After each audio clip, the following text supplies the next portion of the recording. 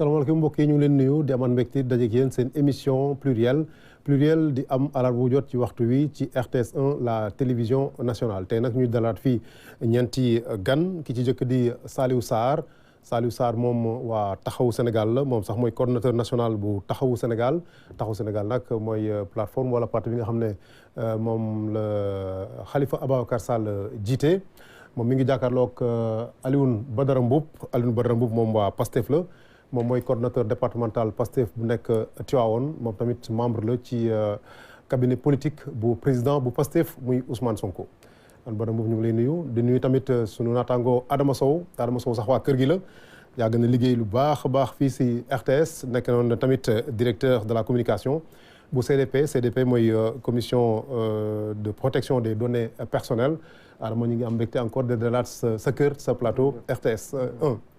yaa ngi jàkkaarloog madame Céliba docteur Céliba donc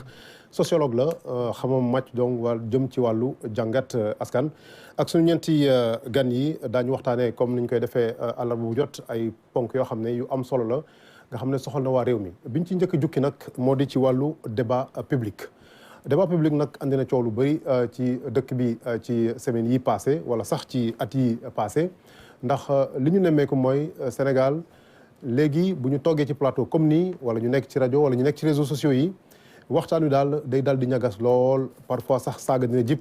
ay invectives ay lu ñuy tuddee révélation wala en tout cas attaque frontale attaque yoo xam ne ci ay vie privée lay dem te loolu xamee wuñ ko woon Sénégal dëkk la boo xam ne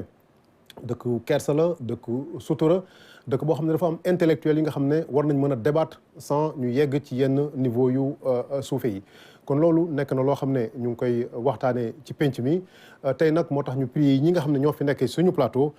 pour jàngat phénomène boobu lan moo ko andi Sénégal ak naka la ñuy def ba nga xam ne daal loolu dinañ ko dépasser. alors loolu nag buñ ko tegee ci taabal ji ñu am sociologue ci suñu plateau def naa war nañ ko njëkk a jox kàddu mu defal ñu ci diagnostic defal ñu jàngat wax ñu ne loolu xëy na lan moo ko andi Sénégal wala en tout cas ban jàngat la am ci débat bi nu muy tëddee Sénégal léegi nga xam ne dëkk bi dañ doon wax kat Sénégal dafay sutura waxu Sénégal dafay am orma nekk wax bu ñu woddu waaye dañoo jékki-jékki depuis quelques at ci ginnaaw déjà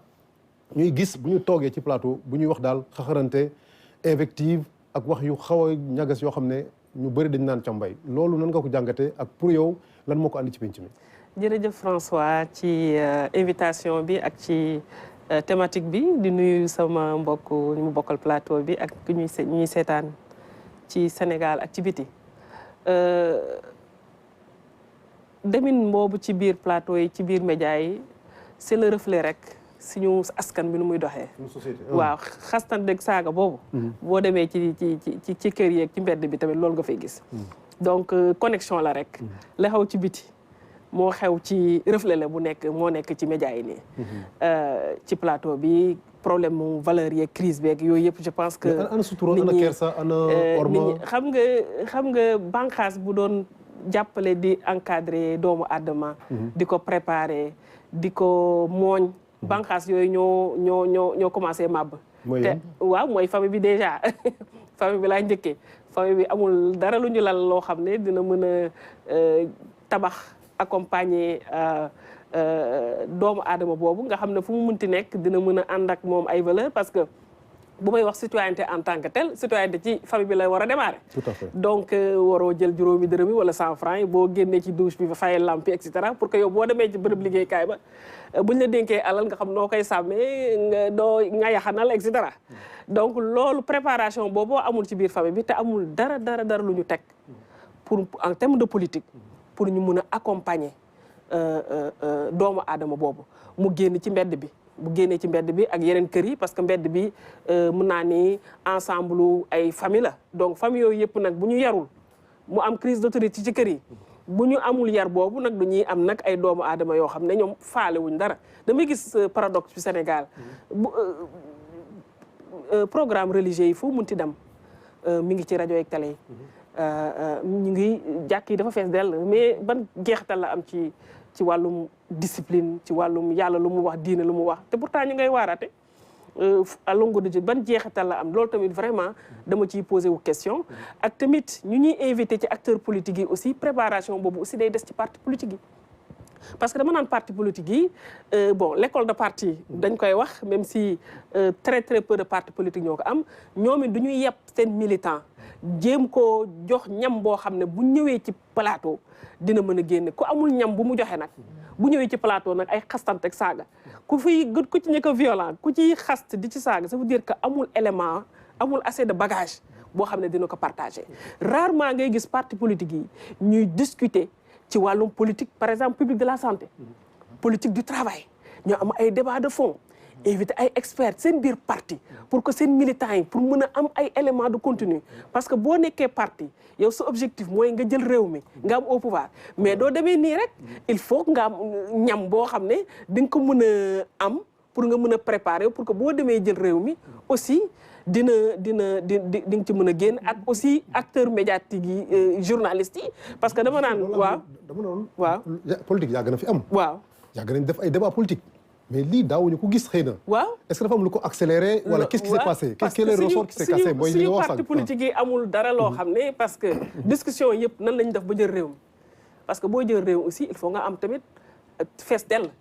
xam foo jëm am bagage nécessaire léegi yow doo jël réew yow say waxtaan lépp jëmale ko nu ngay galkale pour jël réew mi te doo jël temps de préparation de connaissance de se nourrir nga am xam-xam di lëkkaloog ak ay experts donc loolu tamit problème la nga ñëw aussi ci journalistes yi parce que débat bi aussi pour ñu mën koo yéegal aussi il faut que ñu renforcer aussi journaliste d'investigation il faut que même journaliste bi bu nekk ak ñoo xam ne maag suñu xam-xam bëriwul ni man mais il faut que journaliste moom maîtriser aussi thématique bi pas contenu bi mais xam contours yi pour mën di xëcc nit ñi mais journaliste d'investigation boobu problème la ci Sénégal damay faral wax di fond bu ñu jëmale ci journal ci presse bi il faut que mu am benn ligne boo xam ne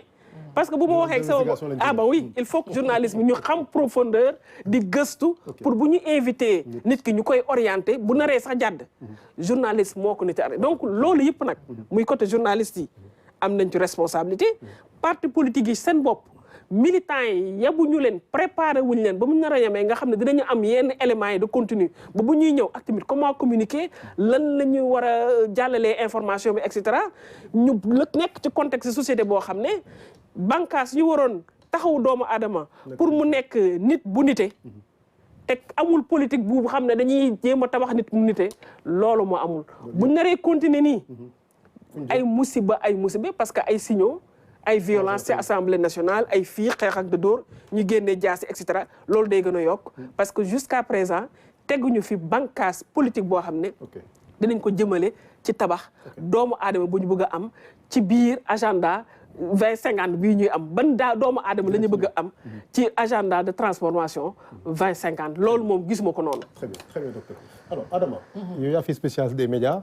moom wax na laal na médias yi nee na bokk nañ ci ñi nga xam ne xëy na ñoo encouragé phénomène bi c'est leur passivité peut-être wala ni ñuy organiser débat yi. mais aujourd'hui lan moo di effectivement parce que débat yëpp ci médias yi lay amee médias classiques comme nii wala ci réseaux sociaux yi nga xam ne mooy nouveau médias yi ñu lay wax tuddee nouveau médias yi. lan moo war a nekk taxawaayu journaliste acteur média de manière générale pour véritablement ñu mën a am débat yoo xam ne ay débat yu am niveau la yoo xam ne débat d'idées lay doon. jërëjëf Xavier laaj yu am solo benn laaj la waaye dafa am baale ay sërëx ndëkk liñ koy wax xaw ma yëfu journaliste la nga def dëgg-dëgg mais balaa maa egsi ci tontu bi loo gis dafa am lu ko waral c'est-à-dire que société suñu société bi ñuy dund maanaam li almaxtum doon wax jamono société li société naan société mais globalement ci àddina moo dëpp moo changé dafa dëpp te na nga seet débat public maanaam waxtaan ci penc mi wax na ko léegi moo doon presque continuation débat familial ak ki cercle familial intime presque même norme yi la woon war ma wadd kàddu yi comme ni ngeen ko waxee yooyu yëpp c'était les normes sociales loolu moo boobu dañ nekkoon ci jamono ci société boo xam ne dafa linéaire liñ lay tàggate ci kër ga noonu ngay nekke ci tali bi noonu ngay defe ci ni ngay liggéeyee noonu ngay defe ci plateau de télévision sooy def débat y avait une continuité mais dañu dox ba jamono am lu ko dëpp te nit ñi seetluñ ko c'est vrai que dañ koy wax mais gëstuñ ko man yàlla dafa def ci ñi koy gëstu ci laa bokk xam lu tax débat public débat tout court débat balaa ngaa ñëw ci débat public débat mënutul am xool ko ci kër yi kenn mënutul waxtaan ci kër débat nii ñu soutenir benn débat rek ci biir kër famille bi mënatuñ ko xam lu tax dafa am lu jaar suñu diggante loo xam ne seetluñ ko mooy xarala yi en fait problématique ni ñuy expliquer tey crise u débat public ci àddina balaa maa ñëw ci suñu réew mi dafa li ñu tuddee algorithme ñi nga xam ne ñooy gouverner tey suñu façon wu sax suñu comportement bi sans ñu xam ko ñoo dox ci diggante doomu aadama yi mooy jëkkër ak jabar papa ak doom mooy téléphone yi yaay mooy tablette yi c'est-à-dire que léegi ku nekk dañ la dugal gis nga tunnelu Soumbédioune bi ku nekk da nga nekk ci benn tunnel boo xam ne du laalanteeg moroom keneen ki tunnel donc soo jëlee déjà ci kër gi ku nekk mu ci tunnelam ak gëm-gëmam parce que li ngay gëm soo dee élément Pastef soo dee élément APR soo dee élément taxaw wala ngay sociologue wala ngay journaliste say centre d'intérêt la lay proposé loolu rek ngay gis c'est-à-dire ci tunnel boobu la lay kii mais doo mën a jokkalante keneen ki nekk sa wet te nekk ki par exemple ci beneen tunnel maanaam dafa am ay mur on a compris amul passerelle loolu lu ñu wax ni société bi dafa clivé maanaam dafa xaajaloo yooyu nga xam ne xarala yi ñoo ko dugal ci àddina ci jamono moom moo créé maintenant difficulté débat communication plus presque non débat d'abord jëla xale yu ndaw yi mais mënatuñ débattre parce que ñoom dañu juddu ak xarala yi donc algorithme déjà ak la société de l'attention bi ànd ak loolu xale yu ndaw yi xamuñu tuñ débat ñoom ils n'ont pas connu le débat comme ñun niñ ko xamewoon bu njëkk du dëgg donc loolu moo law ba dab nag maintenant penc mi publiquement et publiquement li tax mu gën a compliqué léegi pour tontu sa kii bi en dehors rôle amplificateur réseaux sociaux yi dafa am ay responsabilités partagées effectivement wax na ko mooy politiciens yi ñi nekk acteurs politiques léegi ñoom tamit c'est des victimes des algorithmes ñoom tamit ci tunnel yi ñu bokk ci tunnel yooyu la ñuy ñëwee yéeg ci plateau daje ci plateau journaliste bi moom tamit muccul ci algorithme yi te journaliste bi pour tontu la foofu dafa jógee ci journalisme de fait ñëw ci journalisme d'opinion parce que léegi li gën a dox ci média mooy opinion moo jël place u information ndax xarala yu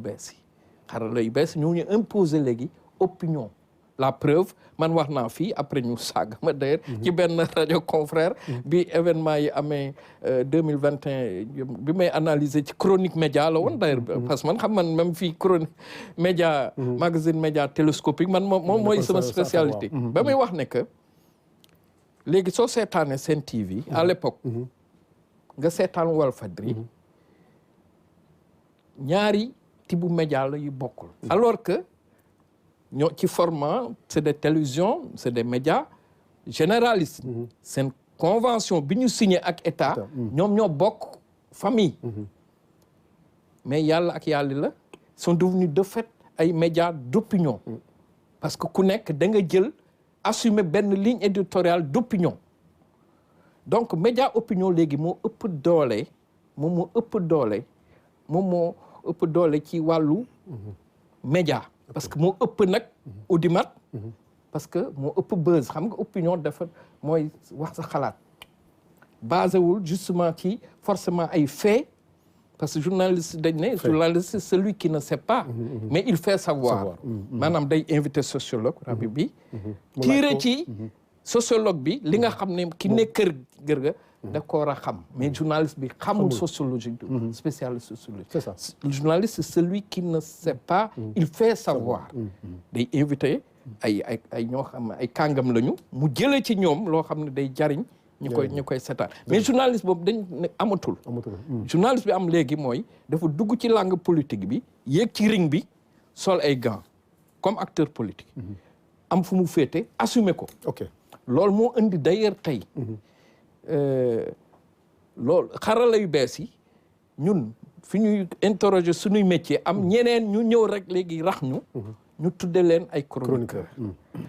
ñooñu nag ñëw aussi léegi jël place sax journaliste professionnel autour de la table parce que ñoom ñoo avec les réseaux sociaux ñoom ñoo ëpp bayre ay vues ak yooyu voilà ñoo ëpp bayre tey yenn chroniqueurs yi suñ jaaroon fii yow looy nekk directeur ngeen ànd ci mbedd bi xale yi kële la ñuy topp mais alors que yow kilifa nga ci métier bi mais foofu lañ toll l'arrivée des chroniqueurs et des influenceurs dafa déstructurer le débat public ci médias yi surtout que chroniqueurs yi dañuy assumer ligne éditoriale boo xam ne du éditorial sax parce que ligne d'opinion la boo xam ne c'est partisan dès le départ autour de la table s'il y a autant de chroniqueurs il y a autant peut-être de lignes wala en tout cas média bi di invité ñoo xam ne ñoom ñoo bokk presque alignement opinion politique sunu télévision yi léegi loolu la télévision boo gis presque alignement opinion politique lay indi yow suñu la invité ci télé boobu ña nga fay fekk ñu ne la ay chroniqueurs lañu ñoom ñëpp ñoo bokk presque alignement politique ndax ils sont devenus ay ñoo xam ne opinion la ñuy waxee mais du ñu waxee fait parce que journaliste li ñu xam mooy fait dañ naan la est-ce que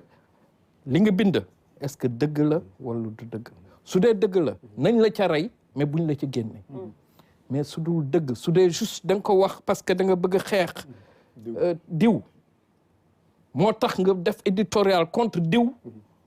wala nga génne loo xam ne waroo ko génne te nekkul dëgg di sosal wala di génne ñaawteef yoo xam ne tegoo ko fenn loolu du liggéey journaliste. Très bien. Voilà Très bien. donc alors, je pense que diagnostic vraiment am na solo après di nga ñu wax nag naka la ñuy def ba en tout cas stopper ko wala en tout cas jéem a freiner mais dinañ ci ñëwaat après. Alors Saliou wax sociologue wax na ko Adama également wax na ko parti politique yi am nañ solo ci affaire bi parce que en réalité débatteurs yi la plupart le débat public est monopolisé quasiment par les partis politiques ou seen dépendance yi comme ni mu waxee nii chroniqueurs yeeg influenceurs yi nga xam ne ñoom ñoo leen di en tout cas utiliser pour ñu véhiculer xëy na seen yenn messages yi alors yéen en tant que homme politique naka ngeen gisee phénomène bi ak lan moo di seen en tout cas notation par rapport ak nu muy amplifié woo de plus en plus. jërëjëf Xavier donc di la nuyu di la remercier si invitation bi di nuyu sama mbokk yi ma bokkal taabal waxtaan bi di nuyu waa Sénégal di wax ni sa thème bi am na solo defe naa ne bala may ñëw si parti politique yi dama bëggoon rek dëggal sama jigéen bi nekk sama wet li mu wax ni jëkki si maanaam rôle famille bi defe naa ni wax na ko mu leer nañ mais bu mu lu ma si yokk après famille ma ni rôle école yi école waaw ndax ñun dama xam ni ñun ba ñuy jàng école primaire dafa amoon éducation civique dafa doon am moment yu am maanaa yoo xam ne ni dañuy jàngal sunu cosaan sunu taxawaay lan la ñu war a wax ak lu ñu warul wax. mais Saliou ñi débat tey aujourd'hui mooy ñi jàng comme man ak yow. waaw mais dama si ñëw. dañ daan jàng moral jàng éducation civique éducation beneen bi yëpp. léegi des na taxawaayu école bi boo demee boo xoolee programme yi nga xam ne nii ñoo nekk si école yi léegi. tuuti tànk yi da nga xam ni. tey jii des na. defe naa ni borom xam-xam bi si wàllu communication wax na ko. am na rôle bu rëy bu nga xam ne ni wax na ko. coppite yi nga xam ne ni moo am si maanaam mbiru téléphone yeeg réseaux sociaux yeeg nangam dëgg la waaye man dama yaakaar ni dafa bàyyi benn rôle bu nga xam ne ni yéen maanaam média yi bu fekkoon ni thème yi ngeen ñuy par exemple tey jii boo nu woowoon tey ñuy waxtaan si loi des finances rectificatives bi nga xam ne ni moom la ñu wate bu yàggul assemblée nga xam ne ni boo ko xoolee da ngay gis ni tey total des emprunts moom moo ëpp suñu ressource interne waxuma si loolu tey jii li nga xam ne nii mooy amortissement de la dette ak montant de l'intérêt de la dette moo ëpp suñu ay ressources internes ça veut dire que donc ça veut dire réew mi nekk na si situation bu nga xam ne ni ay la yëwan am na ay thèmes yu nu mën waxtaane yoo xam ne ni bu nu ko defoon doo dégg saaga ndax foofu xam-xam lay indi donc kon dama ni bu ngeen ko yaataloon dana wàññi trop ay nit ñi ñëw di saaga beneen bi le rôle de l'État bala may ñëw si parti politique yi tey jii l'État dafa am obligation de régulation par rapport ak changement bi docteur doon wax léegi si wàllu xarale yi si wàllu réseaux sociaux yi danañ ko bu nu ko réguler dana am ñu nga xam ne nii maanaam toppandoo yi ak saaga yi bu boobaa danañ ko wàññi wax dëgg nag sunu responsabilité ñun en tant que citoyen et en tant que parti politique damay gis ni damay wax ni c'est pas pour beral sama loxo sama leader Khalifa Sall ñi nga xam ne ni ñoo jógee parti socialiste te amoon école du parti doo leen dégg mukk ñuy wax di saaga au contraire moom lu ñu koy reproché mooy dafa sedd trop parce que dañ leen yar si nu ngoo xam ne ni kilifa nan la war taxawee dal boo ko dee xool si parti de gauche yi ñi nga xam ne ni aussi duñu amoon formation dañ leen di jàngal bala ngay dugg doo ko gis saaga yi ay la yëwan tey jii daanaka parti yëpp amatuñu école de parti looloo tax même si dialogue bu mujj bi ñuy wax ni nañu réformer loi sur les partis politiques pour que ñu teg loxo si volet formation des militants loolu dafa am importance damay nangu ni loolu dafa des te bokk na ni loo xam ne nii aujourd'hui moom moo tax en tout cas changement yi am sociologue bi wax na ko au niveau de la société xarala yi wax nañ ko déficit li nga xam ne moo am si école bi thèmes yi nga xam ne nii moom la ñu war a organiser le rôle de l'État et notre rôle qui est rôle politique bi nga xam ne nii tey jii dañu bàyyi militants yi da ngay siy dégg yenn militants yi wala responsable yi di wax da ngay teg sa loxo sa gémmiñ donc c'est vrai que nag loolu yëpp dañ ko war changer mais loolu yëpp bu ñu ko doon changer mais man daal rôle presse bi médias yi daf si am solo ndax loolu yëpp bu manqué woon te yéen ngeen généraliser ay débats yi nga xam ne ni réew mi ëllëg nun koy defee ba suqali ko ba defar ko bu boobaa kon saaga dana wàññeeku. alors Sarr waaw Mboup moom bëgg na ko lonk médias yi waaye def naa yéen politique yi aussi am ngeen ci responsabilité bu rëy rëy ndax débat bi comme ni ma ko waxee sànq yéen a ko monopoliser pour l'essentiel yow sa parti Pastef est-ce que def na constat bi am na ci jàngat ak ban taxawaay ngeen ci am. Xavier maa ngi lay nuyu bu baax di nuyu téléspectateurs yi di nuyu aussi ñi ma bokkal débat bi waaye di baral nuyu Tivaouane ba ma jógee suñu xalif général Serigne Babacar Sy Mansour yàlla bàyyi ko fi et ak kilifa diine yi nekk ci Sénégal gépp question bi am na solo mais jàpp naa ni njëkkuma d'accord ak docteur si diagnostic am ndax bu fekkee ay nit ñëw nañu pouvoir war nañu mën a jàngat aussi formation politique bu nekk ndax ñun Pastef déjà bi ñu commencé dans le débat dañu indi lu bees ci politique dañu am leader boo xam ne dafa bind ay téere teg mu bind ci pétrole et gaz bind ci solution woo journalistes yi di wax débat d'idées bi muy wax débat d'idées am yeneen i acteurs ñëw di ko wax leneen di teg ci deram lu nekk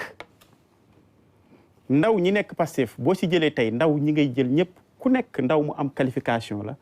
jigéen góor bu ak jigéen ñu conscient ñoo ci nekk xam li ñu bëgg ci seen dëkk ba pare woote patriotisme boo xoolee les manifestations de Pastef doo gis ñu sol di jiital sax nit ay drapeau Sénégal ngay gis di gis ñuy way hymne national kon ñooñu bëgg nañu seen réew mais li am moom laay wax docteur ni diagnostic bi d'accord ma ci mooy lan moo indi ndaw ñooñu di riposter parce que bu nekkee da nga indi un débat révolutionner la politique au Sénégal ñëw la participation citoyenne nga gis leen ci don de sang yi gis leen ci VAB yi gis leen ci lu nekk vacances agricoles patriotiques. vacances agricoles patriotiques. ndaw ñooñu tey lan moo tax ñu taxawaat. parce que nag boo amee sa kilifa ñu gis comme ni ko le journaliste Adama waxee léegi am ñoo xam ne dañoo soppali ko ay chroniqueur ñëw di chaque ngoon toog di xas kilifa jàmbur. defe naa ni bu boobaa nag nit ki bu fayoo waru ñoo mesurer fayu ba mu fayu war nañoo xool lan moo indi lii fii man loolu laa d'accord di wax rek Saliou que ni formation du APS rek ñoo ko fi indi. ñun dañoo am daaray Cheikh Anta Diop Amadou. loolu lay bëgg a wax. waaw mais ñun aussi am nañ ko pour wax loolu nécessité la. ministre Sarré moom moo yor bànqaas boobu. ñuy former suñu militants yi fépp di leen former à travers des webinaires ak des formations physiques ñoom ñu xam lan la ñu warloo ak lan mooy rôle parti politique ñi yor Pastef xam nañu lan mooy rôle parti politique. mais defe naa ni tey jàngat bi li ñu war a wax mooy pourquoi débat bi nga xam ni Pastef indi na ko comme li muy wax loi de finances rectificative. Pastef dañuy wax ci débat yooyu li tax ñeneen ñi fekk ñu leen ci débat seen débat. et da ngay gis émission yooyu su amee ba ñu dal ci leaderu Pastef bu ci nit yoon tegee loxo nit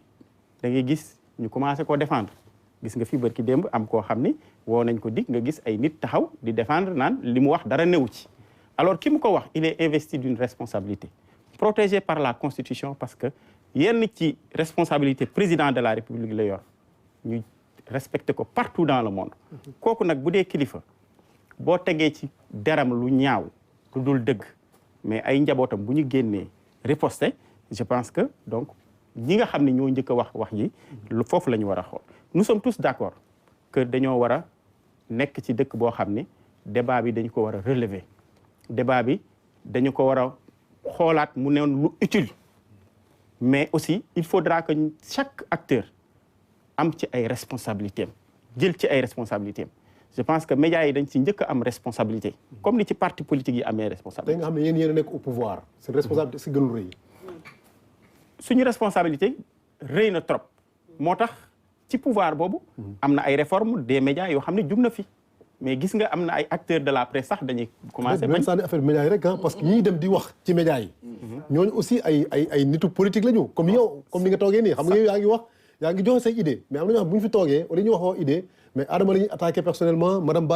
moom mooy attaqué sax non non attaque bi sax méttiwul attaque bi méttiwul grawul allez-y allez-y. fan la duutu baaraam fan la d'accord ma du attaque parce que nag yaakaar naa xam nañ ni def nga ay jàngat yu bëri waaye nag ñun aussi am nañu droit ni d'accorduñu ci jàngat bi te li tax teguma ko média yi parce que gouvernement bi aussi am na lu mu indi ñi ngi wax éducation dañu fekk benn système éducatif mu am ay nit ñoo xam ni formé na leen nit ñu am solo mais le ministre Guirassy mi ngi indi un programme boo xam ne nite la ko tuddee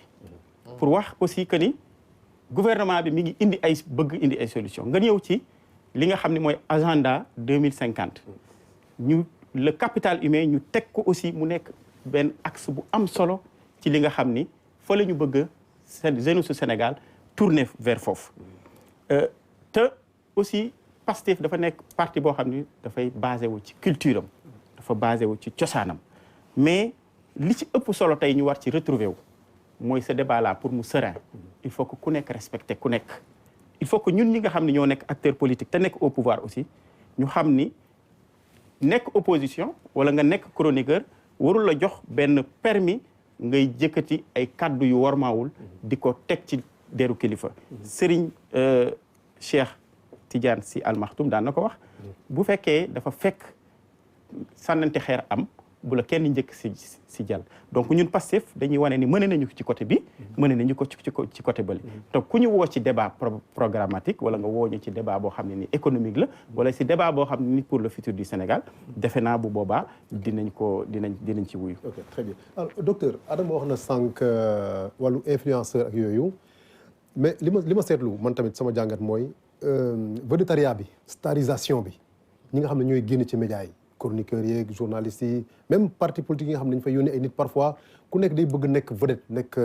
voilà nekk star est-ce que loolu bokk na ci tax nit ñi wutum vue bi voilà maa wax ju doy waar journaux yi léegi boo gisa révélation fracassante c'est quoi ce besoin là tax nit ñi di dugg ci yoo xam ne voilà. waaw xam nga dañoo nekk aussi ci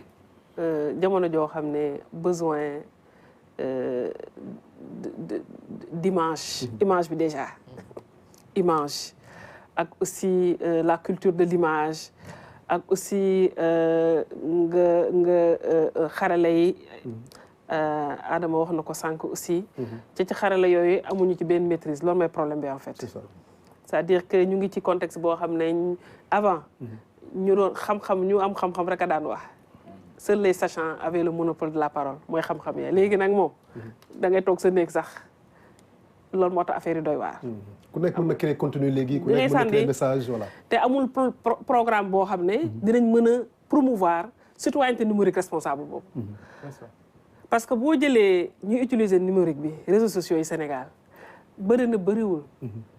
18 millions 200 et quelques lañu mais y a que 3 millions ñoo nekk ci réseaux sociaux yi au Sénégal. y a que 3 millions. te 3 millions yooyu di ko utiliser divertissement bi ci ëpp. rarement ngay gis mënu ma joxe foofu taux rarement ngay gis ñoo xam ne ñu ngi ciy jéem a jàng ci pour xam-xam pour renforcer wu wala di def loo xam ne dina leen amal njëriñ mais lu ci bëre divertissement bi moo ëpp envoyer ses photos xaste bi nag day gën a fës ci biir réseaux sociaux yi parce que mën nga xaste te kenn du la doo fës. doo fës tout de suite quoi. waaw mais xam nga yow bu nekk ci mbedd bi nii peut-être aw ma sañ-sañ tooñ la wala saaga la parce que mais mën naa ko def ci réseaux sociaux yi parce que foofu mën naa dissimuler donc pour dire que réseaux sociaux yi day gën a metti donc foofu lañ toll léegi gis nañ ni nga nekk vedette il faut nga am clic bi nombre de vues dina la mën a indi leneen ak leneen foofu lañ nekk aussi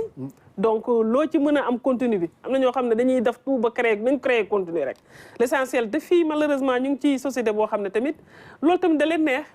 foo beeg caaxaan bi loolu moo tax il faut que média yi nañ ci jàppale il faut que pour man société da nga koy xëcc mu yéeg quoi société da nga koy tirer par le haut bu ko fekk ci lu mu nekk mën nga am day débat très technique mais nga rendre contenu bi très simple ba nga xam ne kooku te débat technique rek du français rek c'est-à-dire le savoir endogène mi ngi fi c'est-à-dire koo xam ne mi ngi ci daara yi damul l'école du rek bu ma waxee débat technique du ma nekk ñu jàng l'école français rek de bu ma waxee débat technique ñu am xam-xam ku jàng l'école français am na xam-xam parce que am na fu mu jàng am na fu mu jaar ak ku nongal daara ak ku jàng l'école français donc débat technique boobu mën nañ ko waxtaanee ba ñu jàngal koo xam ne musul dem l'école mais jàpp na ci ñett yoo xam ne dina ko amal njëriñ débat yooyu la ñu war a di organiser donc média classique yi am nañ si rôle parce que société buy nalaw yow yaa ko war a fekk yee ko di ko orienter def ay émissions yoo xam ne pour jéem a jël un peu les deux objectifs l'utile à l'agréable nga def ay débats techniques yoo xam ne dina mën a nekk de manière très intéressant avec un peu de divertissement yéenay communicateurs yi yéen a xam expert bi pour rek ngeen mën a attirer parce que fu ñu toll nii débat yi war na mën ne bu ñu tegoon débat bi am na ñoo xam ne dañuy zappé ñu ngi xool fecc ak way bi ñu ngi wër comment lu ñu mën a pousser parce que un citoyen responsable éclairé. mais justement loolu la bëgg a wax médias yi dañ cee am rôle bu wàll. plus le débat est bas plus il y a des insanités il y a des invectives plus le Sénégalais il est intéressé. moi ce que je fais là. intéressé wu nit ñi en réalité. loolu moo tax nag yéen a war a toogaan nag. waaw donc xam ngeen non ça c'est le Sénégalais. waaw léegi xam ngeen di Sénégalais noonu la mel. tant que waxoo lu fracassant. nit ñi bëgguñu quoi ñoom pour ñoom li ñuy def nii. bon lii c'est trop léegi nag yéen a war a adapter les outils nag. yéen a war a toog nag ne ñoom lii lañ bëgg. nu ñuy def ay formats yoo xam ne ñoom dinañ leen ci jël à 40%. en même temps 60% yeneen nga xam ne ay éléments techniques di leen amal njëriñ yéen a war a toog concocter seen togg goo xam ne sénégalais ba nga xam ne ci yooyu moo ci neex di ngeen ko mën a répondre son besoin en même temps di ngeen mën a. xaw ma ndax comprendre nga ma foofu voilà donc yéenay concocté émission yoo xam ne format yoo xam ne dina mën a jëlaale en même temps voilà donc loolu je pense que experts yi bu ñu tajee l'essentiel rek mooy ñu mën a am ay citoyens responsables éclairés ñu am information bi di agir renforcer un peu citoyenneté bi donc bu ma waxee citoyen bi ñëpp la parti politique yeeg lambda beeg ñëpp parce que ñoo bokk askan bi te di wax rek ne te foofu peut-être laay responsabilité Pastef parce que ñoo nekk ci pouvoir bi tamit parce que esprit opposant warul am parce que boo jëlee réew rek da nga uuf koo xam ne moo votel ak koo xam ne votul la booy nekk ci réplique bi rek pour man quelqu'un qui est au pouvoir lu mu am dafa rëy amul camp quoi nga bëgg amul camp waru nekk sax dans le réplique na nga xool lu muy réguler l'affaire bañ a nekk ci yenn yi di fayantu yooyu xool lu mu war a réguler parce que saaga kilifa lii loolu du tey de remonter fii c'est vrai que loolu c'est pas bon waruñu saa léegi quel mécanisme parce que saaga bi tooñ diw wax nañ ko loolu c'est pas ren la commencé de ak si yéen xoolal ñeneen ñu fi jàll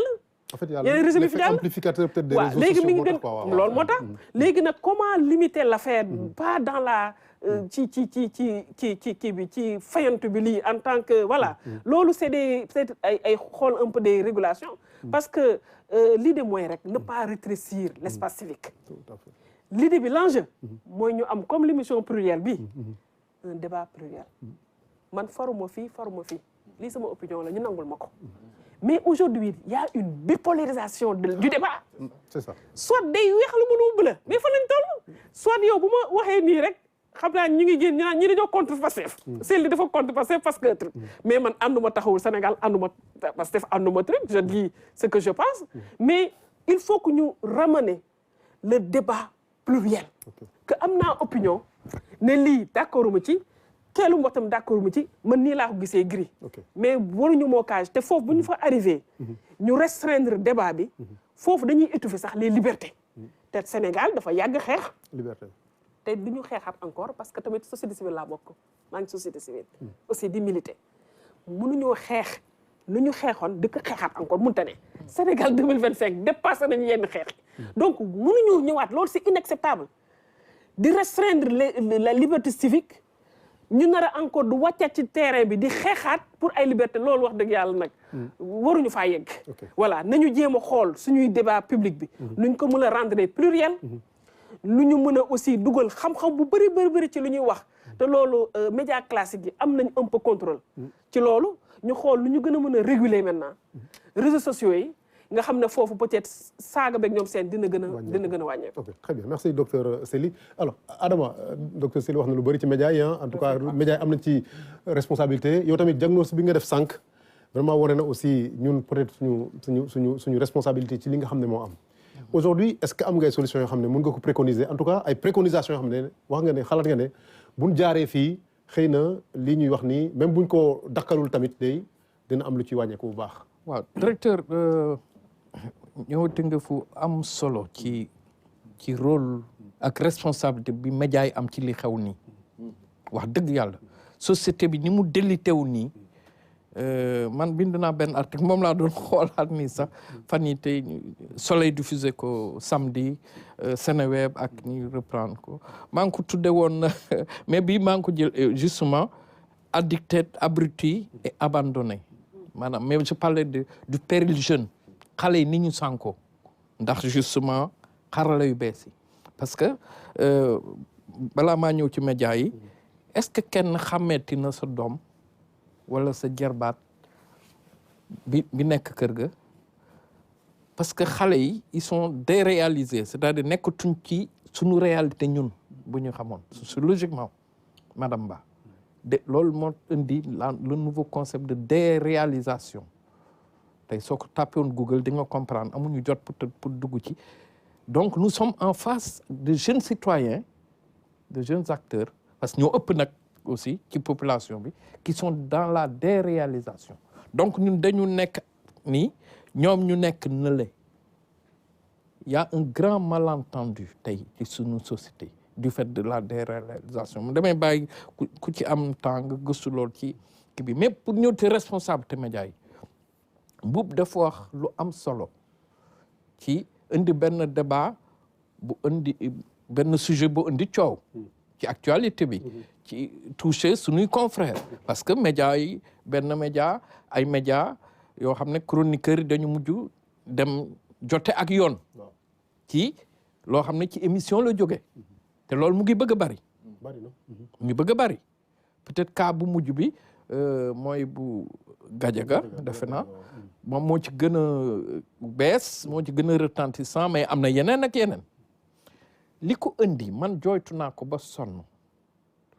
mooy genre incident yooyu mënul am RTS ba ma xam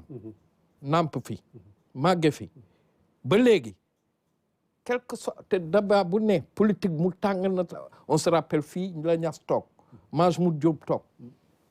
Sarr yéen a ngi rappelé wu xale yi peut-être du ñu fàttaliku débat boobu est-ce que débat mën na ko gën a ula le plus grand débat non man ne dañ doon débat presque ñu mais parce que dafa amoon li ñuy wax ci média loo xam ne amatul ci média et c'est notre responsabilité c'est la responsabilité responsable média yi mooy la maîtrise de l'antenne noonu la tudd c'est important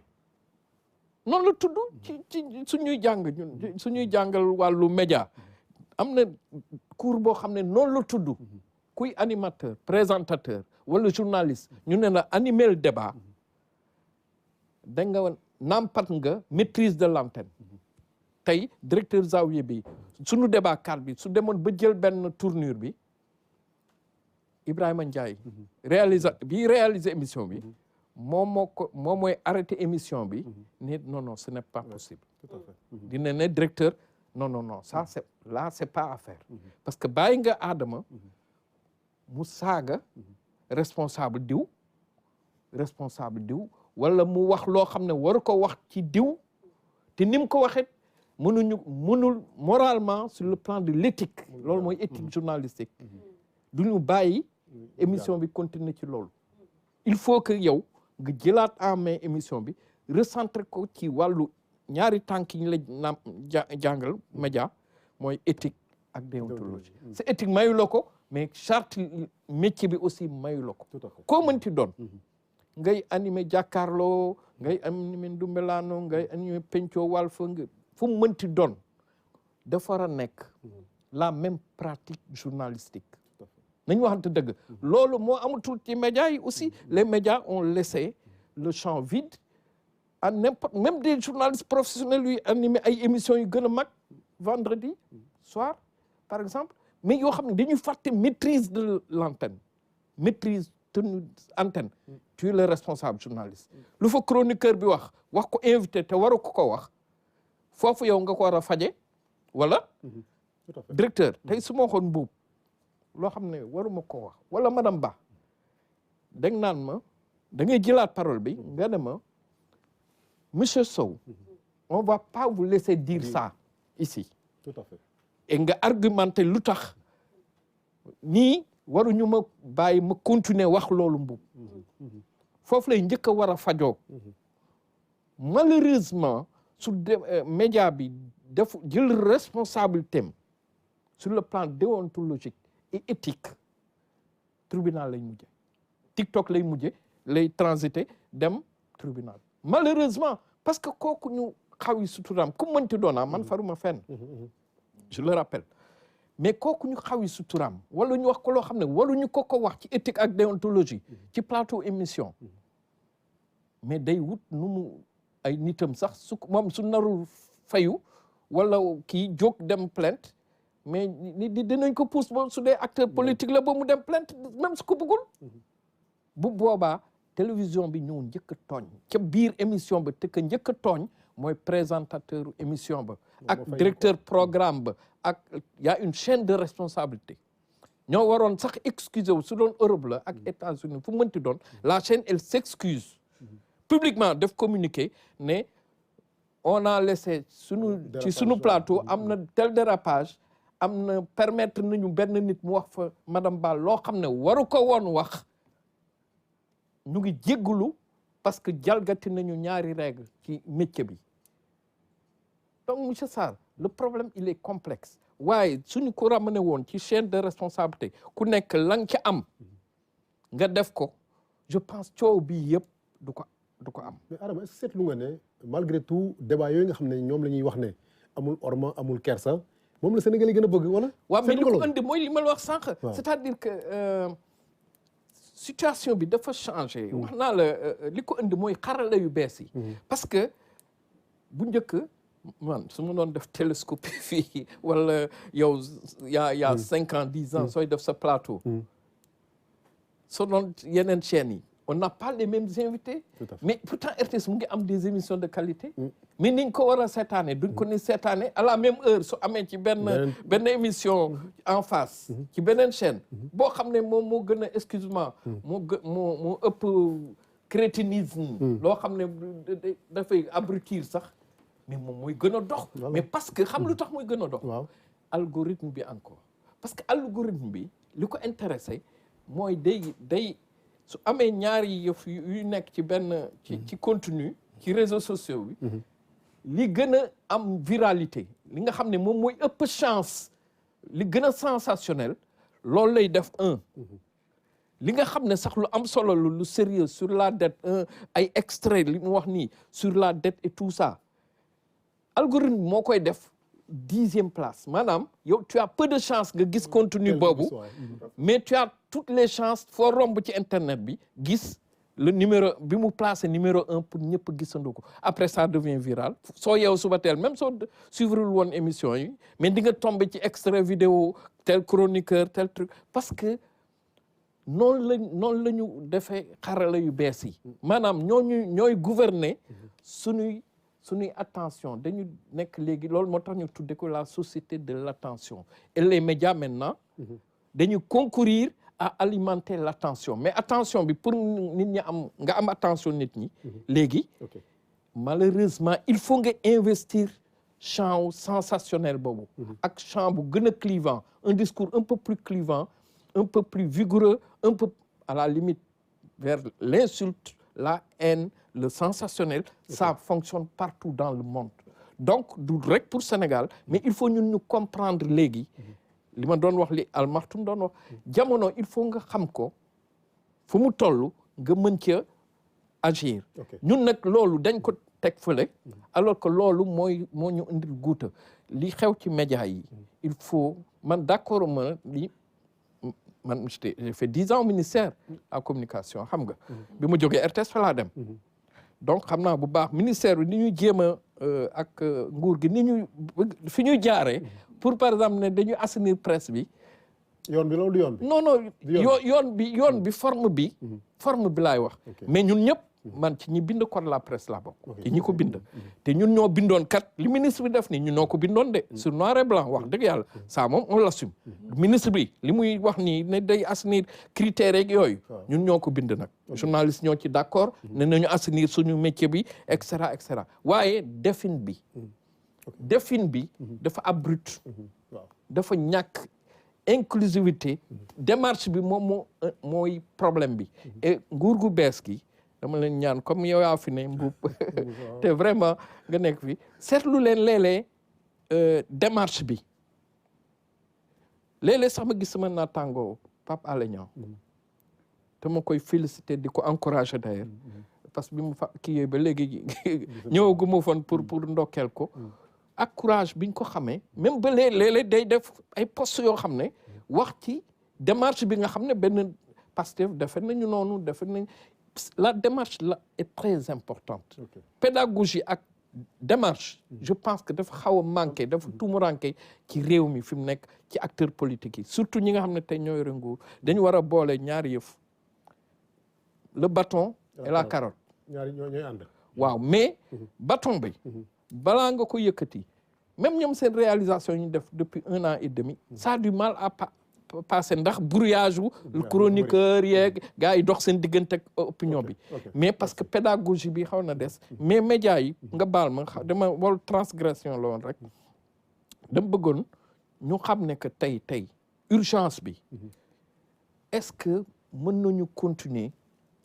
bàyyi ay plateaux de télévision mu nekk des plateaux d'opinion exclusivement d'opinion xam-xam du fa génn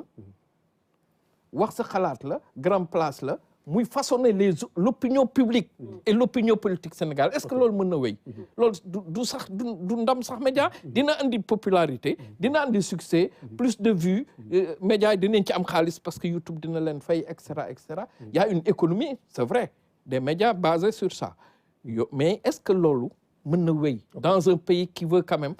se mettre sur les rails parce qu'on a des urgences sociales, on a des urgences économiques yu ñuy xaar, santé bi, agriculture bi, mu ngi ñuy xaar. Mais est-ce que mën nañ topp ce que j'avais appelé ci benn article la paulichisation, voilà, de l'opinion. Est-ce que mën nañu on est sur ça. J'adore ce garçon. Mais oui, mais parce que il est le symptôme de cette société que les médias et l'écosystème des médias sociaux et médias trucs ont façonné. Maintenant, on écoute beaucoup plus Pawlish que M. Sarr ou M. Mboup. Voilà. Justement, Adama. Voilà, ngeen baal ma. Foofu ñëw ak M. Sarr. M. Sarr, oui, plateau yi pour mu am yenn niveau, effectivement, il faut ñu ay nit ñoo xam moom ay spécialistes. mais lu ñu seetlu mooy léegi langue politique bi ku daggee fale rek mën nga ñëw toog ci plateau est-ce que loolu aussi waroo leen am organisation boo xam ne ci parti politique yi bu nit di ñëw di représenter taxawu Sénégal ci débat mu nekk koo xam ne dañ ko désigner escalité mu nekk koo xam ne bu waxee nit ñi dégg ko. mais bien sûr loolu ñun loolu la ñuy ñaan en tout cas ñun si taxawu Sénégal heure bu ñu non seulement dañuy suñu disponibilité pour wax ni si débat yépp c'est-à-dire que thème bu mu mën a doon am nañ si ay borom xam-xam yoo xam ne ni bu ngeen leen woowee ñu ñëw si yëpp nag moo xam agriculture la santé la industrie la lu mu mën a doon développement réew mi lu mu mën a doon donc pour wax ni ñun ñi ngi wax ni suñu disponibilité pour loolu di wax ni gis nga affaire maanaam niveau bi fi mu nekk nii saaga yeeg yooyu c'est vrai que commencé wul démb ni bërki démb c'est pas avec l'arrivée de nos amis de Pastef bu ngeen fàttalikoo à partir de 2018 boobu noonu on était dans le front de résistance avec mes amis de Pastef si la saaga yi commencé woon public ñuy saaga mosuma ànd ak APR mais les leaders de l'APR le président de l'époque Macky Sall mais ñi ko doon saaga ndey ñoo daawoon di ëpp vue comme li nga doon wax léegi si waxtaan boo xam ne nii dañ koy waxtaan pour développer réew mi mais boobu noonu mu amee ñu waroon agir pour régler ko ak même ñun opposition pour ñëw artu pour wax ni fii lii fu mu jëm baaxul defuñu ko muy dem di dem bu ma dee dégg sama xarit yi danaa ko tooñ tuuti muy wax ni bu nu wax ni ku réagir mais yéen seen responsabilité warul leen même buñ leen saaga ngeen am possibilité de réaction parce que yéen a yor réew mi dégg nañu su man dégg naa sama rak le premier ministre Ousmane Sonko muy wax ni effectivement li nga doon wax léegi bi may tàmbali livre laa tàmbalee débat laa doon wax nangam mais bin ma commencé maanaam si laa commencé changer stratégie dugal na comment dirais-je le slogan gatsa gatsa sa ñun bu ñu gënee nekk ndaw bu nee gatsa saaga la mais aujourd'hui société bi changé boo xam ne nii bi ñu waxee gatsa gatsa léegi buñ ko dee wax c'est normal ça passe ça ne choque personne donc loolu tey jii lu ñuy xaar man li may xaar si sunu xaritu Pastef yi nga xam ne nii ñoom ñoo yore réew mi mais ni régime bële bàyyi woon loolu di law ba mu nekk léegi jafe-jafe seen responsabilité ngeen changé ko te changement bi yéen a yore nguur CNRA warul seetaan yenn émission yi warul seetaan yenn télévision yi warul seetaan yenn nu koy waxee ay chroniqueur ak nangam koo xam ne ni ñi jàngul ñi mënul yeete ñoom la ñuy bàyyi suba ak ngoon ñuy wax te kenn du leen corriger de mu mel ne amul agence de régulation dans ce pays loolu nag seen responsabilité la te dama si tiit ndax affaire réseau yi mu ma déggee sama rak encore le premier ministre Ousmane Sonko muy wax ni man rajo télé média yi dañu contre dama leen di wax yéen jeunes yi utiliser yéen réseau yi mais ça veut dire que l'État qui est là nga xam ne moom mooy premier ministre naroo ñu def ay jéego yu nga xam ne ni régulation réseaux sociaux yi nga xam ne ni moom la ñuy wax ñu def ko ragal naa ni duñ ko def la preuve yéen tey jii da nga stratégie la woon ba ngeen yéeg tey jii ku tudd kenn si waa Pastef wala nangam ñu ne nan ko 72 heures mais camarade Mboup seen discours c'est un peu violent surtout que da ngeen di def étape mutation bi jóge ngeen opposition ñëw ngeen pouvoir yéen yéenoo yore réew mi am na lu nga xam ne ni bu ngeen ko seetaanee wala ngeen koy def bu boobaa changement du am nous avons l'obligation ñun ñëpp ndax ñii ngi wax faruma fenn far nañu kay ndax tey ji Sénégal rek la ñu far pour développement Sénégal ñun ñi nekk opposition doon leen yéene ngeen réussir parce que moom mooy intérêt Sénégal ñun dañu àndoon démb ak Yewwi Askan Wi mais bi ñu demee ba teqalikoo ba nekk candidat jàlluñu Sénégal ne ñu opposition ngeen war nekk dañu rester opposition toog nag di leen ñaanal pour que effectivement ngeen liggéey ngeen indi ay thématique ay débat ay concertation yi nga xam ne ni nit ñi daanu mën a waxtaane réew mi loolu bu ngeen ko defee ñu ànd seeg yéen bu boobaa avec la régulation de l'État presse bi jàpp si bu boobaa danañ ko gën a wàññi waxuma ni suba lay jeex mais mën nañu yaakaar ni ëllëg ak si biir dañuy nekk si situation nga xam ne ni lii exception Sénégal muy démocratie waxtaan ñu pencoo réew mi que mu bañ a indi ay réew moo xam ne nii léegi comme ni nga ko waxee réew Maam Alaaji Malick Sy réew Maam Serigne Touba lu ñuy wax ni sa rajo yeeg nangam bu nu saaga dootul choqué kenn c'est un problème. Très bien ça. Alors Mboup kon boo dégloo waxtaan bi mel na ni Pastef nga xam ne mooy parti au pouvoir tey am na une lourde responsabilité pour en tout cas phénomène bi nu ñu ko circonscrire war bu ñu jeexal ko waaye li ci yéeme tuuti mooy Pastef laay desal ndax dégg nañ benn kilifa bu mag ci Pastef fan yi rek ci débat bi nu mu posé woon nii mu wax ci kàddu boo xam ne tamit kenn rafetlu ko muy wax ne ku leen saaga na ngeen ko saaga est-ce que loolu tamit buñ yeggee ci yenn niveau de responsabilité yi war nañoo yegg ci langage boobu tamit. waaw déjà damay ñëwaat rek ci sama mbokk yi toog ci plateau bi ci li nga xam ne wax nañ ko je pense docteur lay waxaat te du ay attaque madame Ba waaw non flangué ma ko sax c'est-à-dire que dañ dul d'accord ci xalaat dëgg la waaw peut-être ci d'accord bi li ma tax ma si dul d'accord approche bi muy am la d'accord ndax dama gis souvent et loolu sama mbokk société civile yi loolu rek laa leen ni toujours daa dul d'accord ak ñoom moom dañu am l'artifice de mettre dos à dos maanaam bu dara amee ñu jël ñëpp tegandoo leen te alors que war nañoo xool kan moo tooñ ñun Pastef bu ñu tooñee bëgg nañu ñu li ngeen def nii da ngeen a tooñ mais bu mbir amee aussi bu ñu jël ñaar ñëpp teg leen dos à dos tey bu fekkee dañuy ñëw di wax ni dañuy restreindre le débat politique wala les libertés mais lii nii rek firnde la ci loo xam ne nii Pastef bi mu ñëwee am na lu bees loo xam ne indi nañ ko si sur le débat tey fii ñu toog nii ñun ba ñu nekkee opposition daaw ñu fi toog te tey gis nañu tey lii dafa am solo ku nekk am sa kàddu waa taxawu Pastef ku nekk wax li nga xam ci dëkk bi beneen bi mooy tey bu ñu jàppee tey ci débat politique bi ñu gis ñoo xam ni leer na kenn bëggul toog ak sa doom ñu yëkkati yenn kàddu yi comme ni ko Adama waxee loolu ñun ñëpp dañ ko war a ñaawul ci plateau télé parce que dañ daan gis ñun ba ñu nekkee ndaw journaliste yi ku nekk xale bu nekk da nga daan bëgg a nekk journaliste da nga daan wax ni ay Omar Dia ay journalistes yooyu ñun ay référence la ñu woon si ñun daawuñu dégg débat yooyu ñuy am mais léegi tey émission yi ngay gis léegi émission yi ngay gis boo xëyee suba jarul ngay seetaan émission yi coupure vidéo yi ngay seetaan te ki ci gën a nekk vedette du sax journaliste bi mooy ki nga xam ni dafa toog di yëkkati kàddu yoo xam ni du kàddu yu rafet kon defe naa en tant que chercheur suñu bëggee lijjanti mbir mi dañuy dem nag xool le mal fi mu nekk bañ a xool peut-être la réaction am na solo mais bala ñuy yegg foofu ci penc mi gis nga lii mois de mars laa ko bindoon ma ne télé bi ñoom ñooy responsable insultes yi ñuy insulter premier ministre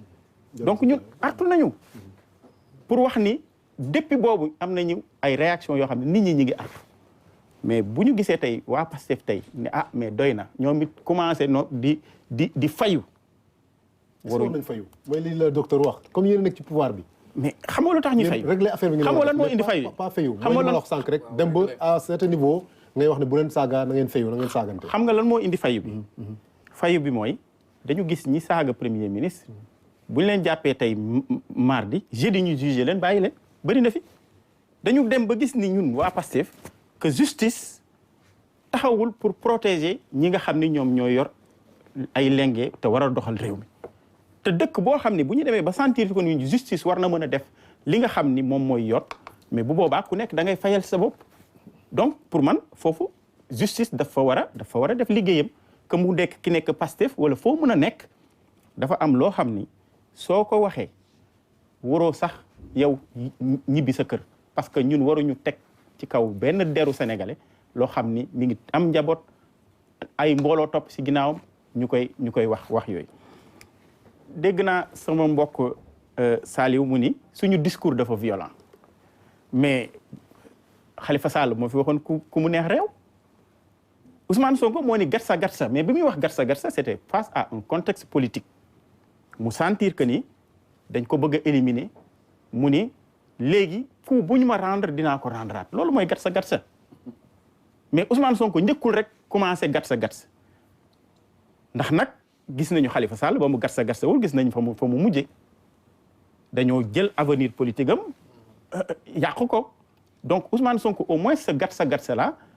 période boobu c'était un moyen de combat politique fi mu toll nag ñun Pastef ñun ñoo yor réew mi certes mais ñun ñoo yor réew mi waaye nag parti politique lañu ndax tamit lu ñu yor réew mi justice dañ ni dafa am indépendance parti politique lañu gis nañu suñu convoi premier ministre ci élection présidentielle ñu attaqué ko dans l'histoire politique du Sénégal musul am élection législative ba le premier ministre génn di wax ni tête de liste waaw c'était une tête de liste mais dama ne lu mu nekk tête de liste c'est le premier ministre du Sénégal c'est le premier ministre du Sénégal parce que nag loolu musul am te pourtant ña ko def taxawu Sénégal la ñu bokkoon ah bon bien sûr ña ñu jàpp am na ñu ci jàpp ñoo xam ni jugé nañ leen ñu gis ay vidéo yoo xam ni attaqué nañu ay marché Saint-Louis ñun Pastef kenn musul gis waa Pastef di attaqué te kenn nga gis waa Pastef rek ñu jug attaqué nit te fekk ni riposté wuñu loolu musul am bu amee nañ ma wax cas bi dañoo ñëw rek singali nit waa Pastef ñoo jug dal ci kaw mais bien sûr parce que nag ñun dafa am lu ñu indi fii li ñu indi fii mooy que en 10 ans dañoo am lu ñu réaliser changer politique lu bëri ci Sénégal mais aussi am taxawaay boo xam ni am na loo xam ne dañu jàpp ni ci dëkk bi la ñu dëkk kenn duñu ko ëppale muy fulla ak fayda léegi nag loolu nag bu fekkee ni dañu ko bëgg a xañ defe naa ni dañuy taxaw léegi nag damay terminer nag d'accord ci li Adama wax parce que ñun ñëpp ñoo bokk réew mi jàpp naa ni médias yi dañoo am rôle de service public te ay pères de famille ay kilifa ñoom ñooy toog di ñu déglu ñun ñëpp que mu doon acteur politique que mu doon acteur des médias donc réforme yooyu ñuy wax je suis parfaitement d'accord su fekkee ni déjà ci la forme am na problème mais li ñu war a def mooy ñu toogaat waxtaan nan la ñu war a mën a réformer l'espace politique et l'espace des médias pour vraiment ñu mën a am un pays apaisé parce que nag le gouvernement de Diomaye Sonko ñu ngi def ay performances yu am solo mais des fois le débat est pollué par li nga xam ni moom mooy déjà ay faits divers wala ay wax yoo xam ne ni vraiment voilà tànn nga ñu perche bu baax pour ñu attaquer sunu deuxième point bi nga xam ne bëggoon naa ñu waxtaane ko wax na waxu apaisement te def naa loolu mooy tamit kàddu bi nga xam ne dégg nañ keroog président de la République mu wax ko mu ne instant bi mi ngi def focus pour xool lépp li nga xam ne mun na réconcilier Sénégal yi andi apaisement ci dëkk bi ba nga xam ne investisseur dinañ mën a ñëw ndax xam na ne loolu moo ci mën a génne Sénégal loolu nag bu mu ko waxee tamit en même temps dégg nañu par la suite ñu bëri jël kaddu bokk xëy na ci Pastef wala bokk ci ñi nga xam ne moom la ñu tuddee les familles des victimes des événements de 2021 à 2024 ñu wax ne ñoom il n'est pas question de réconciliation tant que justice amagul donc ñaar yooyu nan lañ koy concilier volonté d'aller vers un apaisement vers une réconciliation nationale ndax dëkk bi am dal mu tax ñu mën a xëy na jublu ci li nga xam ne mooy priorité ci wàllu économie ci wàllu développement mais aussi exigence bi nga xam ne nit ñi am nañ ko te mu nekk exigence bu légitime quand même parce que sentir ne da nga nekk victime parce que dañ laa tooñ wala dañoo rey sa mbokk wala dañu laa yàq say affaire normalement am nga droit wax ne dama bëgg ñu réparer ma balaa may wax leneen alors docteur naka nga gisee ñaari c'est pas antagonique war nañ mën a ànd mais c'est quand même difficile buñ bëggee rek apaisement parce que xam nañ ne la plupart du temps yi nga xam ne xewoon nañ fi politique yi lañ ci duut baaram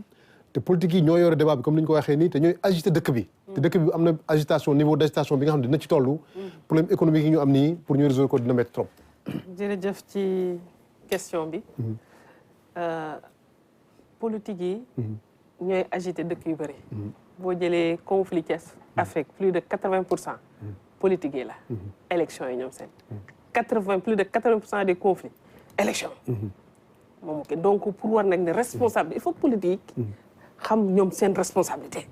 c'est important seen niveau de responsabilité donc apaisement bi il faudrait que discours yi ak jëf yi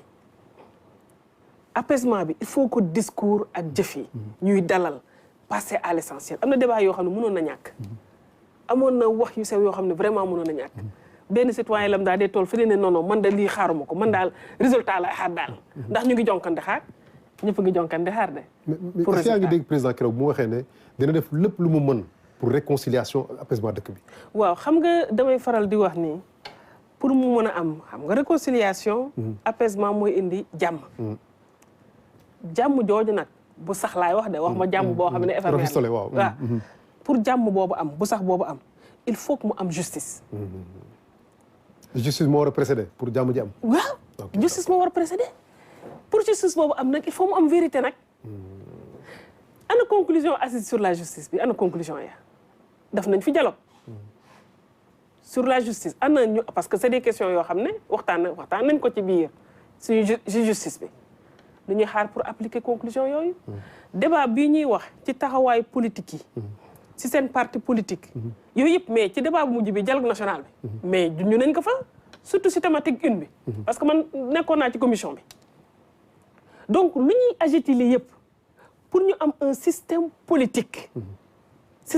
wax ma ay parti politique électoral yi rek de parce que voilà système politique globalement en tout cas question fondamentale yi waxtaan nañ ko ak yenn lu ñu war a def comme conclusion pour ñu mën a yegg yooyu donc man pour ñu mën a arriver ci apaisement boobu donc waxtaan nañ ko sotti nañ ko dañ ko jéem a appliquer nañu appliquer conclusion ci justice bi waaw xam nga conclusion ci justice bi xëy na ay réformes la ñuy def pour defaraat système bi et tout ça là mais aujourd'hui li ne kët na joon mooy am na événement yi fi jaar de 2021 à 2024 mu am affaire yu doy waar nag ñu wax 86 morts yu kenn xamul famille de victimes yooyu dañoo ne il faut que loolu mu leer ici et maintenant balaa ñu jàll ci leneen loolu sociologue bi nga doon waaw jàngat bi dëgg la waaw xam nga moom laay wax réparation vérité mënuñoo jàll ci leneen mënuñoo wax des amnistie totale te réglé wuñu problème bi te réparation amul loolu tamit frustration rek lay indi c'est-à-dire que mënoo am ay problème ba pare ngeen na ñëpp waa d'accord xam nañ ko mais nañ ko fàtte nañu avancé daal mais loolu frustration lay indi xam nga loolu lay indi benn accalmie rek lay indi il faut que ñu régler loolu il faut que ñu régler problème yooyu situer les responsabilités il faut que justice am pour ñu mën a régler un peu situer les responsabilités pour mën a am pansement ñu mën a faj góom bi mënuñoo avancer bàyyi góom bi mu set donc loolu je pense que tamit am na ay débats yu précédé sur ça maintenant lan la ñu war a def instant yi kay action la ñuy xaar donc di ci yokkaat aussi di ci revenir naat il faut ñu appliquer conclusion daane conclusion yu fi jaar yëpp bëri na waxtaan yu fi jaar yëpp bëri na nañu au moins même bu ñu appliquer wul yëpp nañu commencé tàmbali di appliquer mais boo xoolee justice bi nga xam ne moo war a def justice la répétition vous comprenez justice bi nga xam ne moo war a def justice finalement kenn amul confiance ci moom boo dégloo coow li quoi wax ji waaw léegi nag il faut que nag ñu rétablir confiance boobu c'est extrêmement important parce que am na ci ñoo xam ne ñu ngi ne justice à géométrie variable la ñu am parce que tamit waxtaan boobu assises yooyu c'était pour réparer tout ça c'est vrai que du sotti mais c'est un processus nañu tàmbali rek nañu tàmbali mettre en œuvre le processus pour à la fin ñu mën a am confiance suñu justice parce que justice tamit dafa am solo ci réew dëkk bu amul justice dëkk ba du am jàmm dëkk boo xam ne amul justice jàmm du fa am donc mënuñoo wax apaisement tant que justice amul donc pour ñu am confiance suñu justice bi il faudrait que même ñu yor leen ngay réew mi ñoom dañoo ko war a commencer am justice confiance seen justice il faut que ñu tàmbali mettre en œuvre conclusion yooyu bu ñu buggee en tout cas am apaisement ak aussi conciliation parce que il faut que ñuy bu ñu amee un débat pluriel boobu noonu fan lay jëm aussi c'est pour ñuy waxtaan suñu biir ñuy xool nu ñu mën a saafara problème ñu mën a avancer loolu mooy indi une conciliation ñun ñëpp ñoo bokk Sénégal mooy bato bi bato bi bu jengee ñun ñëpp la jengal du waa Pastef waa taxaw benn bato la te am na koo xam ne bokkul fenn buggul bato bi jeng donc dina def tout ba bajo bu bañ a jeng parce que amul beneen passeport passeport Sénégal la am donc nañu régler préalable yooyu pour bu ñu mënee am une stabilité mën a nag évoluer jàll ci yenn problème central yi parce que durée mandat wu gouvernant yi dafa gàtt bokkul ak transformation yi xam nga ñu wax transformation day jël temps de malheureusement mandat yi day tuuti donc boo jëlee réew amoo jot daal amoo jot parce que il faut que transformation yi ñëw te transformation yi il faut mu bar donc bu ñu divertiru ci lii nañu am lu ñu régler pour man ay jàngataat on a déjà quelques éléments yoo xam ne on peut aller avec parce que fii dañ fi def ay dialogue yu bëri gisoon nañ ko fi sur le foncier dugalaat ci tiroir bi ñëwaat encore naan dañuy dialogaat il faut arrêter fii loo fi jël Sénégal ci gëstu am na ku ko def xëccal loolu xool loo ko yeesalee avancé donc yow boo xamee ne yow sa mandat dafa tuuti xoolal lu ngay amee les matières grises la expertise bi solution yi nga jëm koo dajale pour mën a avancer. mais Adama justement ça le plus difficile c'est ça mandat bi dafa gàtt nguur gi ils ont intérêt à tout de suite faire des réalisations pour Sénégalais gis ne am na liggéey bu ñu def mais il y a des préalables comme ça ñu ngi laaj justice il faut ñu def justice. Est-ce que c'est quand même pas facile hein? Non lu jafe la. waaw je pense que quand même il faut reconnaître la difficulté pour le pouvoir actuel Pastef parce que sur le plan économique c'est non mais attention xam nga nit yi léeg-léeg aussi xam nga juger dafa yomb mais soo toogee objectivement nga xoolaat les choses avec recul situation bi simple ni pour Diomaye ni pour Sonko pourquoi parce que mais voilà des gens qui sont arrivés au pouvoir en 10 jours benn nit yi dañuy fàtte les points d'attention pourquoi situation bi xaw a jaxasoon ni tuuti d'abord liñ fi fekk nee nañu baaxul voilà waaw ñu ñëwoon aussi nee nañu waaw non man je parle fait maanaam li nga xam ne moom moo génn comme fait loolu la ñu wax constater la situation elle est catastrophique économiquement parlant oui bien sûr benn ñaar mais il faut qu'ils apprennent il faut ñu jàng état ci diggante bi ba pare war a jàng état chaque jour jël cahier bic di nafar ba pare war a signer maanaam décret le même jour attention il y a l'expertise autour mais déglul rek ma ñëw donc te ñoom ni ñuy fonctionner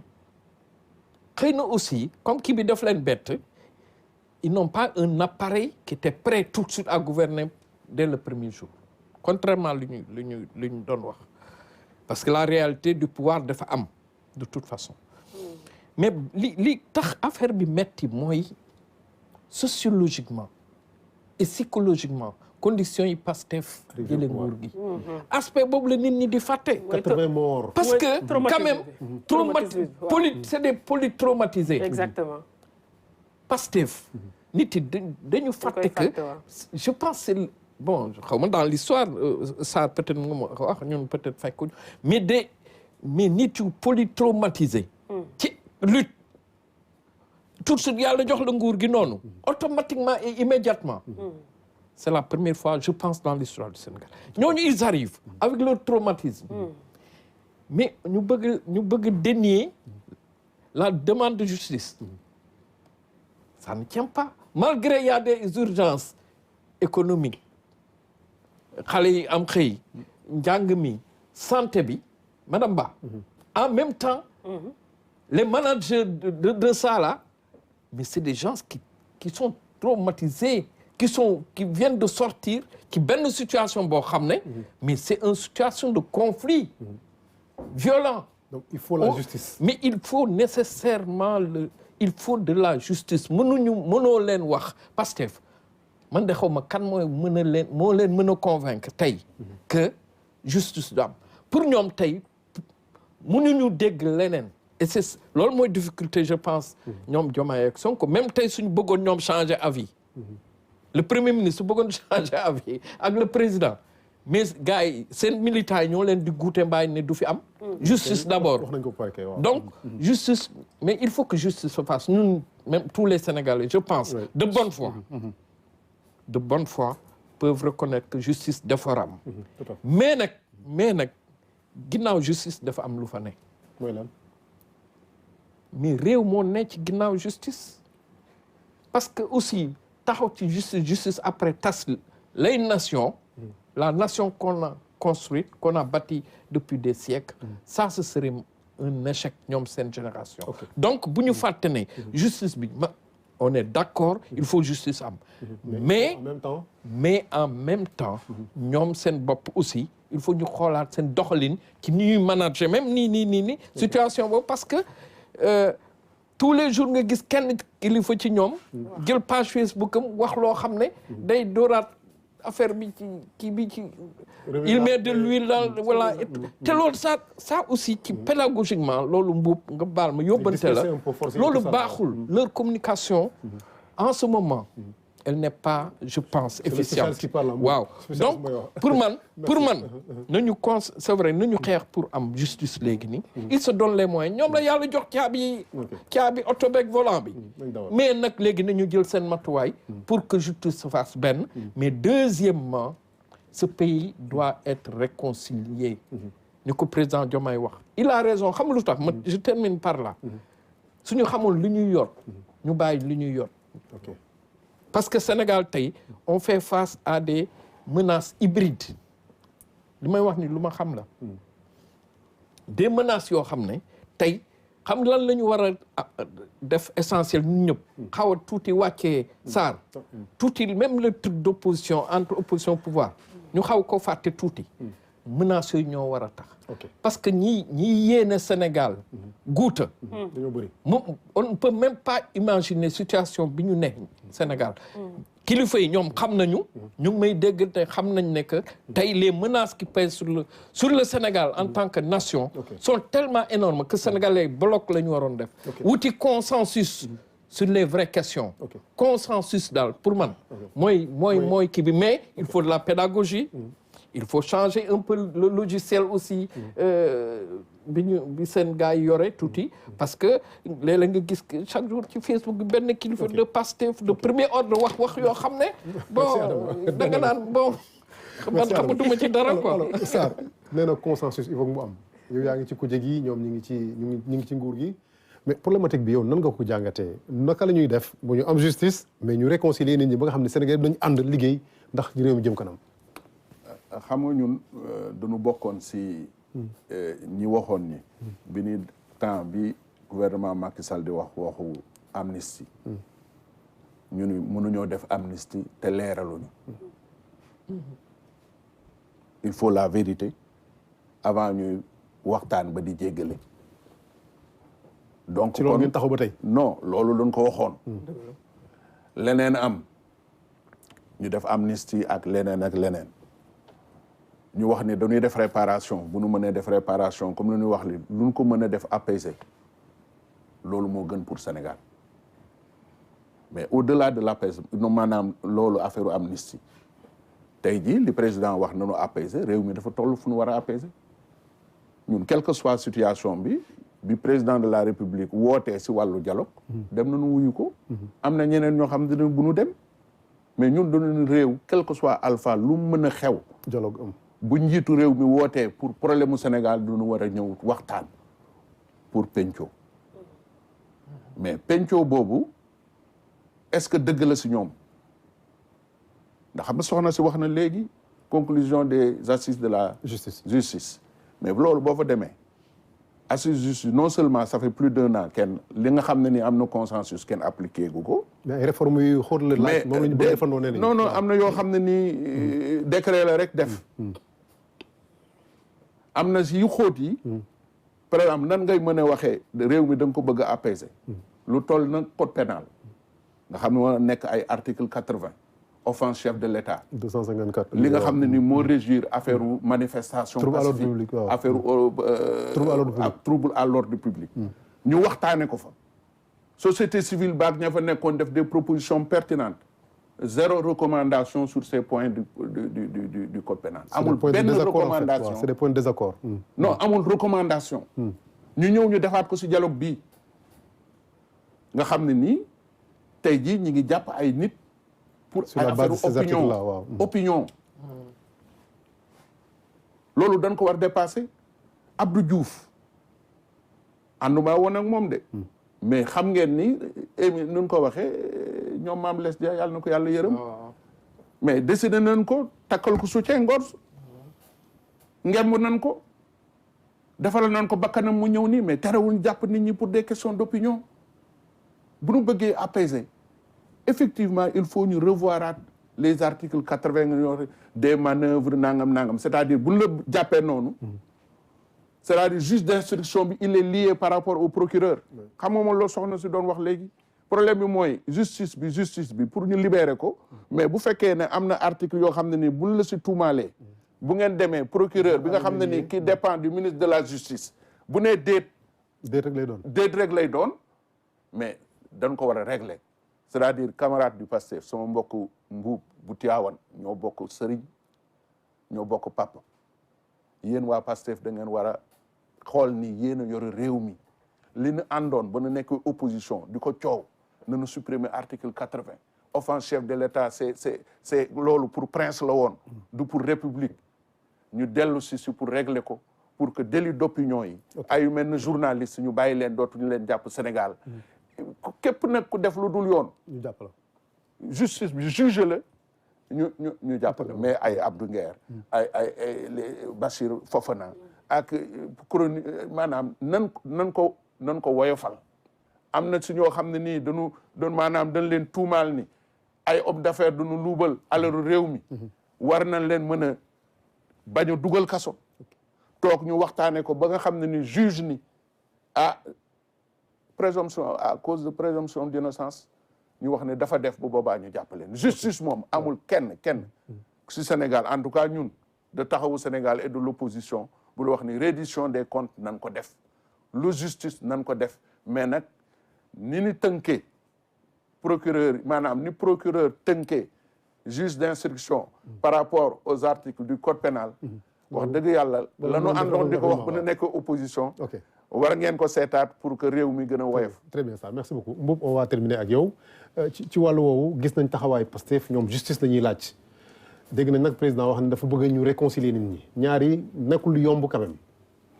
waaw man de je suis bien placé pour wax ci loolu. très bien ndaxte benn su fekkee ni victime.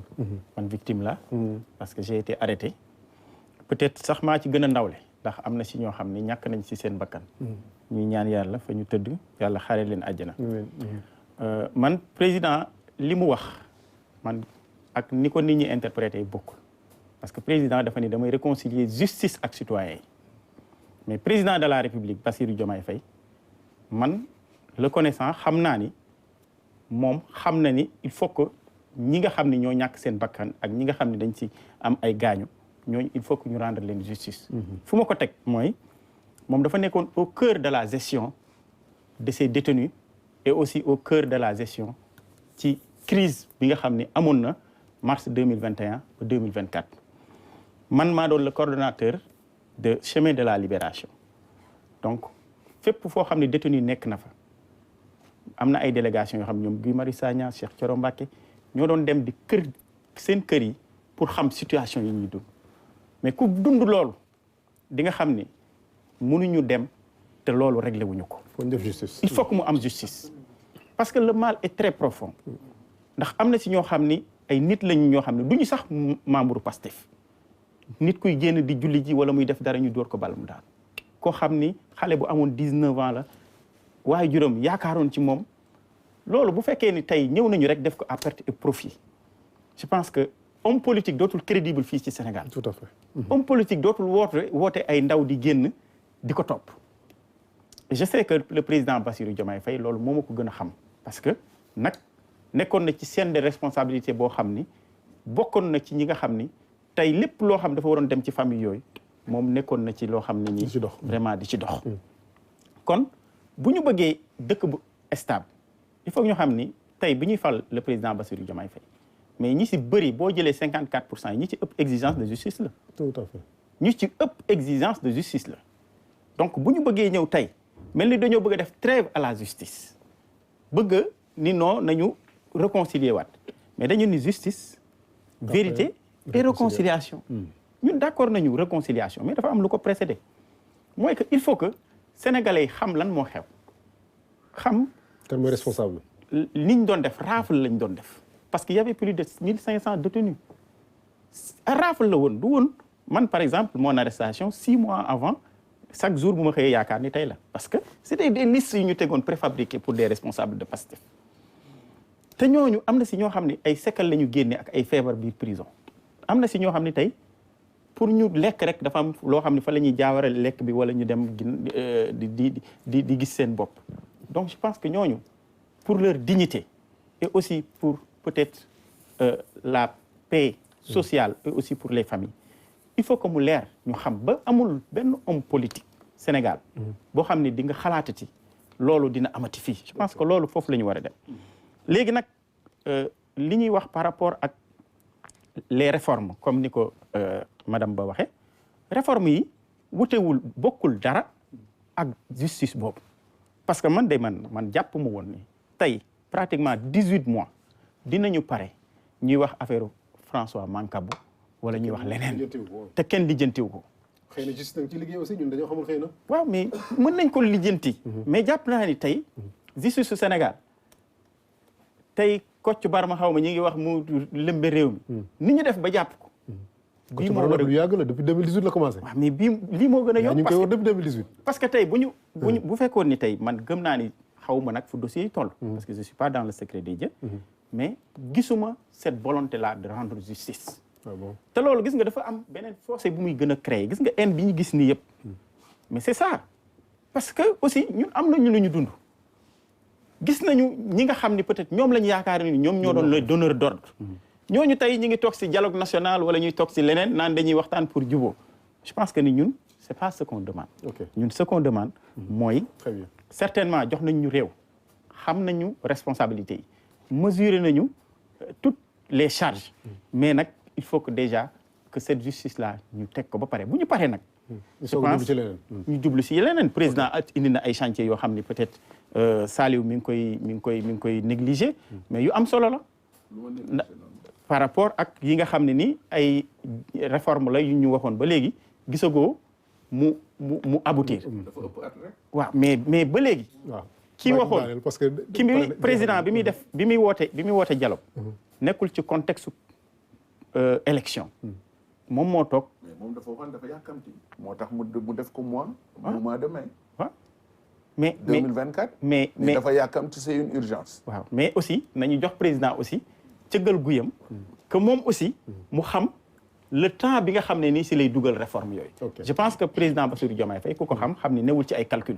te aussi dialogue bi période bi ñu ko doon teg ak réforme yi du woon période électorale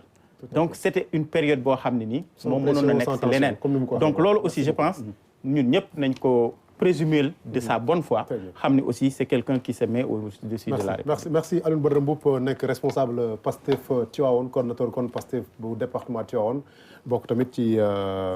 cabinet politique bu président Pastef Ousmane Sonko ñoo ngi lay jaajëfal bokkoon nga ci ñi nga xam ne ñoom lañ prié woon tey suñu débat nga jàkkaarloo nag Saliou Sarr mu nekk coordonnateur national bu taxawu Sénégal mooy parti ou plateforme bu Khalifa Sall mu dendoo nag suñu jigéen docteur Céliba muy sociologue ak sunu doyen sunu xarit sunu formateur Adama Sow nekk grand journaliste nekkoon fii directeur de la communication bu CDP nekk commission de protection des données personnelles ñu ngi leen di jaajëfal yéen ñëpp ni ngeen ñu wuyusee ak débat bi nga xam ne amal nañ ko fii ñu jaajëfal ñi nga xam ne ñooñu doon seetaan di gërëm tamit sant bu baax a baax équipe technique bi nga xam ne moo ñu doon gunge ci njiitalu Ibrahima Ndiaye nga xam ne moo réalisé bile émission ñu leen jox dig daje alarba bii di ñëw incha allah jërë ngeen jëf